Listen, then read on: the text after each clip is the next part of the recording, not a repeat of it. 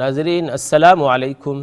اقرا news میں عارف قاسمی آپ کا خیر مقدم کرتا ہے۔ پہلے آج کی ہیڈ لائنز ملاحظہ فرمائیے۔ لاک ڈاؤن سے نکلنے کے لیے محتاط طریقہ اختیار کیا جائے گا، وزیر اعظم بورس جانسن کا اعلان۔ فرانسیسی مسلمانوں نے پیرس میں اتوار کے روز بھی حکومت کے مجوزہ بل کے خلاف احتجاج کیا۔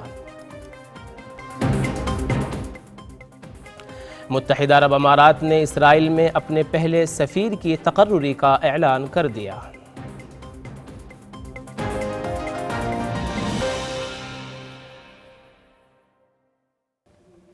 آئیے اب چلتے ہیں خبروں کی تفصیلات کی جانب۔ وزیر اعظم بورس جانسن نے کہا ہے کہ لاک ڈاؤن سے نکلنے کے لیے محتاط طریقہ استعمال کیا جائے گا اور اس سلسلے میں جو اقدامات کیے جائیں گے پھر ان سے پیچھے نہیں ہٹا جائے گا۔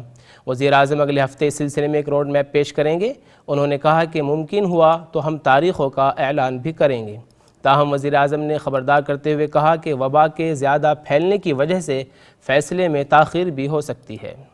Well, no decisions have been taken on that with that sort of detail yet, Sam, though clearly schools on March the 8th has for a long time been a priority of the government and of families up and down the country. We'll do everything we can to make that happen, but we've got to keep looking at the data. We've got to keep looking at the rates of infection. Don't forget, they're still very high, still 23,000 or so in COVID patients in the NHS, more than at the April peak last year. Still, sadly, too many people dying of this disease. Rates of infection, although they're coming down, are still comparatively high. So we've got to be very prudent. And what we want to see is progress that is cautious but irreversible. I think that's what the public and people up and down the country would want to see. Progress that is cautious but irreversible. Liberal democrats نے چین کی اس دھمکی پر شدید رد عمل کا اظہار کیا ہے کہ جو ممالک 2022 کے ونٹر اولمپکس کا بائیکاٹ کریں گے انہیں سنگین نتائج کا سامنا کرنا پڑ سکتا ہے۔ پارٹی کی جانب سے چین کی اس دھمکی کو بین الاقوامی غنڈہ گردی قرار دیا گیا ہے۔ چین کی یہ دھمکی برطانوی ارکان پارلیمنٹ کی اس مشترکہ اپیل کے بعد آئی ہے جس میں چین میں یوغر مسلمانوں کی نسل کشی کے خلاف احتجاج کے طور پر دنیا بھر کے ممالک سے 2022 ونٹر اولمپکس کا بائیکاٹ کرنے کو کہا گیا تھا۔ لب ڈیم لیڈر ایڈ ڈیوی نے لندن میں چینی نائب سفیر کے نام ایک خط میں کہا ہے کہ اس قسم کا قدم بین الاقوامی غنڈہ گردی کے مترادف ہوگا اور دنیا بھر میں چین کی ساکھ کے لیے سخت نقصان دہ ہوگا۔ فرانسیسی مسلمانوں نے پیرس میں اتوار کے روز بھی حکومت کے مجوزہ بل کی مخالفت میں احتجاج کیا۔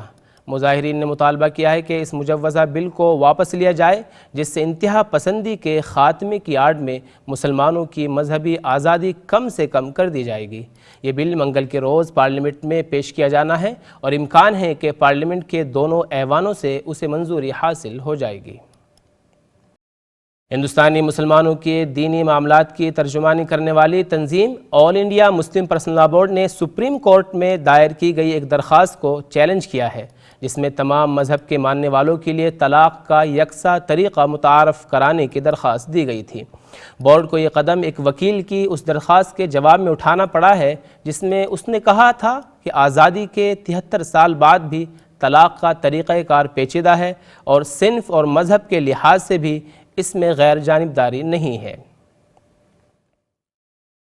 ہندوستان کے زیر انتظام کشمیر میں ضلع اننت ناگ سے تعلق رکھنے والے شخص ظہور احمد کے اہل خانہ نے دعویٰ کیا ہے کہ وہ کسی جنگجو تنظیم سے وابستہ نہیں ہے بلکہ ایک عام شہری ہے۔ پولیس نے 13 فروری کو TRF نامی تنظیم سے وابستہ ایک جنگجو کو گرفتار کرنے کا دعویٰ کیا تھا جس کی شناخت ظہور احمد روتھر عرف ساحل کے بطور کی گئی تھی۔ ظہور احمد کے اہل خانہ نے بتایا کہ وہ پہلے جنگجو تھا مگر اس نے سال 2006 میں ہی خود سپردگی کی تھی اور اب ایک عام زندگی گزار رہا تھا۔ انہوں نے کہا کہ اس کو جموں میں دوران شب گرفتار کیا گیا ہے اور اسے جنگجو کے طور پر پیش کیا جا رہا ہے۔ ہندوستانی کامیڈین منور فاروقی نے عبوری ضمانت پر رہائی کے بعد جاری کیے گئے ایک ویڈیو بیان میں کہا ہے کہ سیاست ایک بھیڑ چال ہے جس کا کوئی بھی شکار ہو سکتا ہے۔ مجھے تو محض کھرونچ آئی ہے اور وہ بھی اس جرم کی وجہ سے جو میں نے کیا ہی نہیں۔ اور یہ بھیڑ چال ہے یہ جو سیاست ہے اس کا کوئی بھی شکار ہو سکتا ہے. میں شکار نہیں ہوا, مجھ پہ تو صرف کھروچ آئی, اور وہ بھی اس چیز کی وجہ سے جو میں نے کی تک نہیں تھی. تو کامیڈی تو میں چھوڑ نہیں سکتا, کیونکہ کسی نے خوب کہا ہے, میرا خواب جگے گا میری نیند بھری آنکھوں میں, آنکھ لگے تو کبھی تھام لینا ہاتھ میرے, تاج چڑھے گا سر محل بنے گا, کبھی لکھنا رکے تو دونوں کاٹ دینا ہاتھ میرے. پاکستان کی سپریم کورٹ نے چیف الیکشن کمشنر سمیت تمام اراکین کو کل منگل کے روز ذاتی حیثیت میں عدالت میں پیش ہونے کا حکم دیتے ہوئے سینٹ انتخابات کی اسکیم طلب کر لی ہے. سینٹ انتخابات سے متعلق صدارتی ریفرنس پر سماعت کے دوران چیف جسٹس نے تبصرہ کرتے ہوئے کہا کہ سینٹ کا انتخاب خفیہ ہو مگر شکایت پر جانچ ہونی چاہیے. انہوں نے کہا کہ وہ چیف الیکشن کمشنر سے کچھ سوالات کرنا چاہتے ہیں. سینٹ انتخابات اوپن بیلٹ سے کروانے سے متعلق صدارتی ریفرنس پر سماعت چیف جسٹس گلزار احمد کی سربراہی میں پیر کے روز 5 رکنی لارجر بینچ نے کی. متحدہ عرب امارات نے اسرائیل میں اپنے پہلے سفیر محمد محمود الخواجہ سے حلف لے لیا ہے. امارات اور اسرائیل نے 15 ستمبر 2020 کو وائٹ ہاؤس میں منعقد کی گئی ایک تقریب میں تعلقات معمول پر لانے کے معاہدے پر دستخط کیے تھے.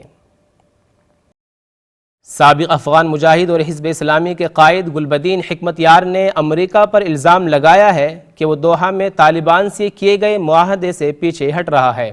افغانستان سے روسی فوجوں کی واپسی کی 32ویں سالگرہ پر ایک اجتماع سے خطاب کرتے ہوئے حکمت یار نے کہا کہ نہ تو امریکہ کو جنگ جاری رکھ کر کچھ حاصل ہوگا اور نہ ہی معاہدے سے پیچھے ہٹ کر طالبان کو کسی بات پر مجبور کیا جا سکتا ہے.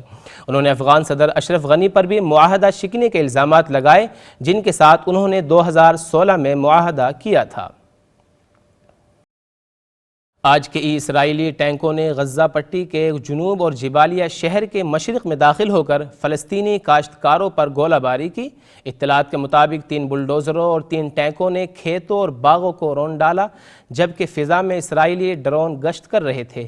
اتوار کے روز بھی بیت لحم میں 6 ٹینکوں کے ساتھ کسانوں پر حملہ کیا گیا تھا تاکہ وہ اپنی زمین چھوڑ کر بھاگ جائے. آج کے بلیٹن کی خاص خبریں ایک مرتبہ پھر ملاحظہ فرمائیے. لاک ڈاؤن سے نکلنے کے لیے محتاط طریقہ اختیار کیا جائے گا, وزیر اعظم بورس جانسن کا اعلان. فرانسیسی مسلمانوں نے پیرس میں اتوار کے روز بھی حکومت کے مجوزہ بل کے خلاف احتجاج کیا. متحدہ عرب امارات نے اسرائیل میں اپنے پہلے سفیر کی تقرری کا اعلان کر دیا.